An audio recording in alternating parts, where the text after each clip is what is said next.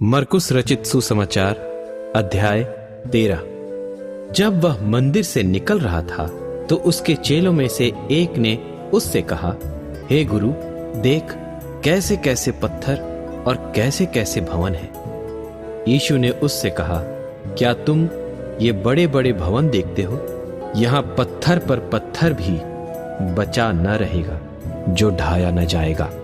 जब वह जैतून के पहाड़ पर मंदिर के सामने बैठा था तो पतरस और याकूब और यूहन्ना और अंद्रियास ने अलग जाकर उससे पूछा कि हमें बता कि ये बातें कब होंगी और जब ये सब बातें पूरी होने पर होंगी उस समय का क्या चिन्ह होगा।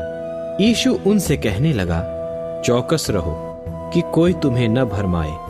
बहुतेरे मेरे नाम से आकर कहेंगे कि मैं वही हूं और बहुतों को भरमाएंगे। और जब तुम लड़ाइयां और लड़ाइयों की चर्चा सुनो तो न घबराना, क्योंकि इनका होना अवश्य है, परंतु उस समय अंत न होगा। क्योंकि जाति पर जाति और राज्य पर राज्य चढ़ाई करेगा और हर कहीं भूइंडोल होंगे और अकाल पड़ेंगे। यह तो पीड़ाओं का आरंभ ही होगा। परंतु तुम अपने विषय में चौकस रहो, क्योंकि लोग तुम्हें महासभाओं में सौंपेंगे और तुम पंचायतों में पीटे जाओगे और मेरे कारण हाकिमों और राजाओं के आगे खड़े किए जाओगे ताकि उनके लिए गवाही हो। पर अवश्य है कि पहले सुसमाचार सब जातियों में प्रचार किया जाए। जब वे तुम्हें ले जाकर सौंपेंगे तो पहले से चिंता न करना कि हम क्या कहेंगे, पर जो कुछ तुम्हें उसी घड़ी बताया जाए वही कहना, क्योंकि बोलने वाले तुम नहीं हो परंतु पवित्र आत्मा है। और भाई को भाई और पिता को पुत्र घात के लिए सौंपेंगे और लड़के वाले माता पिता के विरोध में उठकर उन्हें मरवा डालेंगे। और मेरे नाम के कारण सब लोग तुमसे बैर करेंगे, पर जो अंत तक धीरज धरे रहेगा उसी का उद्धार होगा।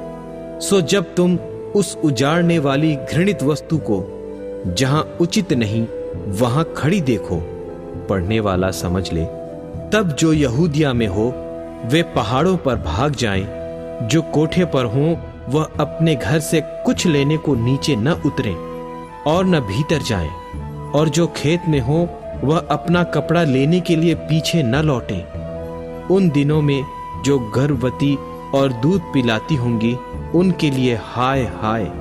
और प्रार्थना किया करो कि यह जाड़े में न हो, क्योंकि वे दिन ऐसे क्लेश के होंगे कि सृष्टि के आरंभ से जो परमेश्वर ने सृजी है अब तक न तो हुए और न फिर कभी होंगे।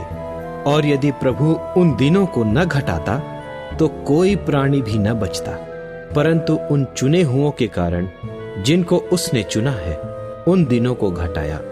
उस समय यदि कोई तुमसे कहे, देखो मसीह यहां है या देखो वहां है, तो प्रतीति न करना, क्योंकि झूठे मसीह और झूठे भविष्यद्वक्ता उठ खड़े होंगे और चिन्ह और अद्भुत काम दिखाएंगे कि यदि हो सके तो चुने हुओं को भी भरमा दे।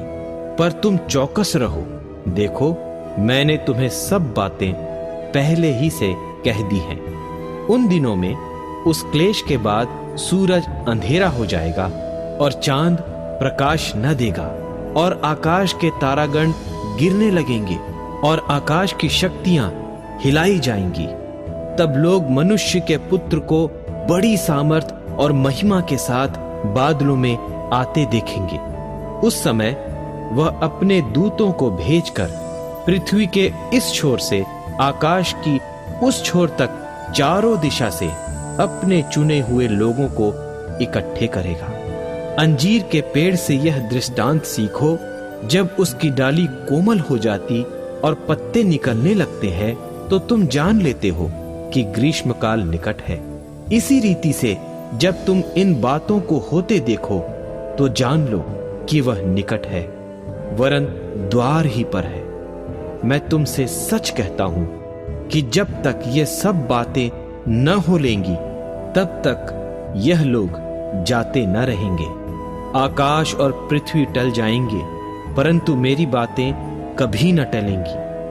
उस दिन या उस घड़ी के विषय में कोई नहीं जानता, न स्वर्ग के दूत और न पुत्र, परंतु केवल पिता। देखो, जागते और प्रार्थना करते रहो, क्योंकि तुम नहीं जानते कि वह समय कब आएगा। यह उस मनुष्य की सी दशा है जो परदेश जाते समय अपना घर छोड़ जाए और अपने दासों को अधिकार दे और हर एक को उसका काम जता दे और द्वारपाल को जागते रहने की आज्ञा दे। इसलिए जागते रहो, क्योंकि तुम नहीं जानते कि घर का स्वामी कब आएगा, सांझ को या आधी रात को, या मुर्ग के बांग देने के समय, या भोर को। ऐसा न हो कि वह अचानक आकर तुम्हें सोते पाए। और जो मैं तुमसे कहता हूं वही सबसे कहता हूं, जागते रहो। मरकुस रचित सुसमाचार अध्याय 13। जब वह मंदिर से निकल रहा था